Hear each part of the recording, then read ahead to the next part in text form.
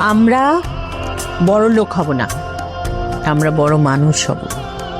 টাকা একদিন শেষ হয়ে যায়, কিন্তু মানুষের স্বভাব, মানুষের ব্যবহার, চরিত্র, সেটা তার নামের পাশে সারা জীবন থেকে যায়।